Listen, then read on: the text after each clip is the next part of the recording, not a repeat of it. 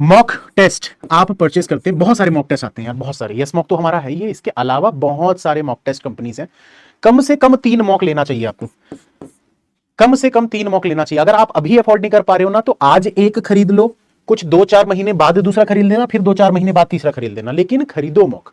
यहां आपको मिलेंगे क्वालिटी के क्वेश्चन, वो फ्री वाले के पीछे मत भागो।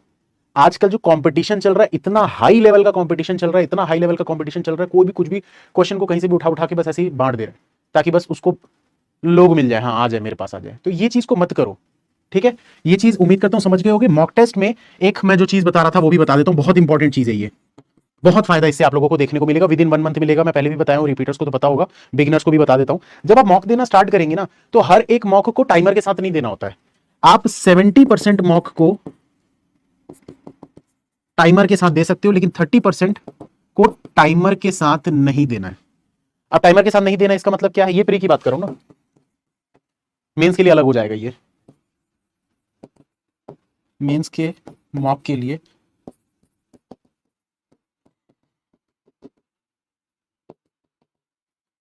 और इसका जो फर्क है ना, आप 1 महीने बाद देखना, खुद बताओगे मुझे कि हाँ सर बहुत ज्यादा फायदा मिल गया। 40% मॉक ऐसे हैं जिनको टाइमर के साथ देना है, और 60% मॉक ऐसे होंगे जिसको आपको टाइमर के साथ नहीं देना है, आपको सबमिट करके देना है। अब इससे फर्क क्या आता है वो बताता हूं आपको। जब आप प्री की मॉक दे रहे हो ना, 70 मतलब 10 मॉक है, अगर एग्जांपल के तौर पर 7 मॉक को आप टाइमर लगा के दो, 7 मॉक को टाइमर लगा के दो, क्योंकि इससे आपको यह पता चलेगा कि टाइमर लगने से मेरे कितने क्वेश्चन बन पा रहे हैं, कितने क्वेश्चन मेरे छूट रहे हैं, कितने मेरे गलत हो रहे हैं, किस क्वेश्चन में मुझे ज्यादा समय लग रहा है। और उन चीजों को सुधारने के लिए ये 3 जो मॉक होंगे, 10 के हिसाब से 3 बोल रहा हूं, इन 3 को आप क्या करो, चालू होते साथ ही सबमिट कर दो। सबमिट करने के बाद आप अपने मोबाइल पे अलग से टाइमर लगाओ, विदाउट लिमिट वाला, अनलिमिटेड टाइम वाला, कि टाइमर स्टार्ट हो गया, स्टॉप वॉच स्टार्ट हो गया, और बस आप बना रहे हो। आप देखो कि एक सेक्शन को कंप्लीट करने में आपको कितना समय लग रहा है। इससे आपको यह पता चल जाएगा कि जब आप उस मॉक को, जैसे मैथ्स अगर बना रहे हो, या रीजनिंग की बात कर लेते हैं, रीजनिंग सब्जेक्ट आपने बनाया, टाइमर स्टार्ट किया, और अप्रॉक्स आपको लग गए 35 मिनट, 35 मिनट आपको लग गए रीजनिंग के सेक्शन को पूरा कंप्लीट करने में, पूरा 100%, मतलब पूरे 35 क्वेश्चन बनाने में आपको 35 मिनट लग गए। पर आपको एग्जाम में कितना मिलेगा, 20 मिनट मिलेगा। मतलब अभी आप कितना पीछे चल रहे हो, 15 मिनट, 15 मिनट आपको और सेव करना है। पर क्या पूरे क्वेश्चन बनाने पॉसिबल होते हैं एग्जाम में? आईबीपीएस पीओ, एसबीआई पीओ के प्रीलिम्स में तो मतलब बोला जा सकता है पेपर अगर इजी आया तो ही पॉसिबल होगा, वरना पॉसिबल नहीं होगा। क्लर्क में सारे में पॉसिबल है, आरआरबी पीओ में, आरआरबी क्लर्क में, एसबीआई क्लर्क में, आईबीपीएस क्लर्क में, आरबीआई असिस्टेंट में, जितने भी ये थोड़े से इजी लेवल के प्रीलिम्स होते हैं, उसमें पूरा का पूरा पॉसिबल होता है टाइम के साथ, 25 मिनट भी मिलता है आरआरबी में। लेकिन आईबीपीएस पीओ, एसबीआई पीओ में पूरा पॉसिबल नहीं होता। तो आपको ये चीज नोटिस करनी है कि भैया मुझे अगर 35 मिनट लग रहे हैं पूरे क्वेश्चन को बनाने में, अगर मेरी थोड़ी सी स्पीड बढ़ेगी तो आप इसी चीज को 30 मिनट में कर पाओगे।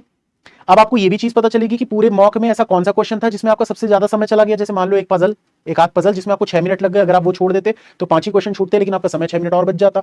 तो ये सब चीजें एनालाइज करनी होती है। एनालिसिस इसी को बोलते हैं जो बच्चे नहीं करते, जो बच्चे बिल्कुल नहीं करते। एनालिसिस के बिना आप सोचोगे इंप्रूवमेंट नहीं मिलेगा। इंप्रूवमेंट, मैं भी एक गलती करता था, इसलिए मैं आपको ये चीज सिखा रहा हूं। मैं पूरा शुरुआत का 1 साल सिर्फ क्या करता था, मॉक देता था, नंबर देखता था और वाह 50, फिर अगला मॉक देता था 48, यार छोड़ बंद करो, कम हो गए नंबर, मेरे नंबर नहीं बढ़ रहे। ऐसे नहीं होगा इंप्रूवमेंट। अगर आपको इंप्रूवमेंट चाहिए, आपको अपने तरीके बदलने होंगे। तरीके जब तक नहीं बदलोगे इंप्रूवमेंट नहीं होगा। देखो यहां पर कुछ लोग हम मॉक सजेस्ट करने लग गए। भैया मॉक सजेस्ट मत करो प्लीज, सब अपने हिसाब से लो, जो अफोर्ड कर सकते हो वो लो यार, सब बेस्ट है, सब बेस्ट है। पेड कंटेंट है मतलब बेस्ट ही रहेगा वो। हाँ, एक दूसरे के कंपैरिजन में तो होगा भैया, कोई 300 रुपए में दे रहा है, कोई 1000 रुपए में दे रहा है, तो भैया क्वालिटी में थोड़ा फर्क तो मिलेगा आपको। तो इसीलिए कंटेंट सब जगह अच्छा ही मिलेगा आपको, तो टेंशन मत लो। कोई भी मॉक लो, 2-3 मॉक कम से कम आपके पास होने चाहिए।